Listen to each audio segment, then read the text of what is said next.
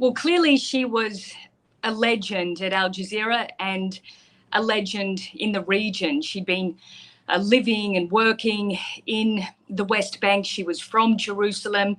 She lived and breathed the story. She was a dedicated journalist. So this, of course, has come as, a huge shock, not only to Al Jazeera colleagues and former colleagues like myself, but sort of that entire fraternity of journalists who work in the Middle East or who've been in the region. And we've seen really remarkable pictures coming out of the West Bank in the aftermath of her death. Hundreds of Palestinians gathered outside Al Jazeera's bureau there. Can you explain a little bit about, why Shireen was such a well-respected and revered figure amongst Palestinians themselves? Well, journalism in general has quite a high regard among Palestinians. They're an educated population. They're very media savvy, especially the younger people. And they know really that through the media and journalism, it's been the only way that they've been able to get their story out. Any big story you turned on Al Jazeera Arabic, there was Shireen along with her colleagues. She did the big stories, but she also did those sort of incredible human interest people stories that you see all over Israel, Palestine.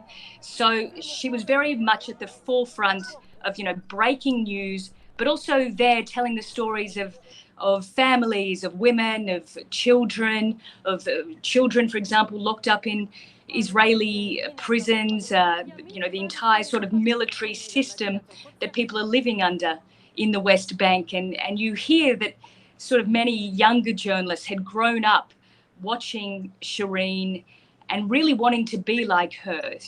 And you worked for a while as an Al Jazeera correspondent in Gaza. Could you tell us a little bit about some of the challenges you faced carrying out your job in the region?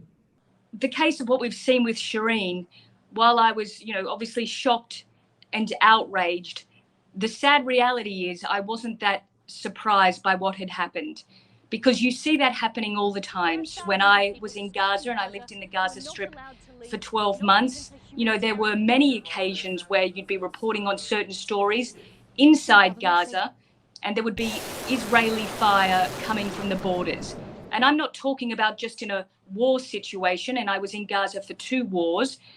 I'm talking about just a normal day, really. I remember one of the first stories I did in Gaza, and it was probably a bit naive of me in hindsight. We went into the buffer zone. This is Palestinian land, but it's under sort of Israeli fire zone. We went in with farmers who were trying to farm their land. We had on our press jackets and flak jackets. And I really didn't think that the Israeli military would fire on us, because there was quite a large contingent of journalists accompanying the farmers.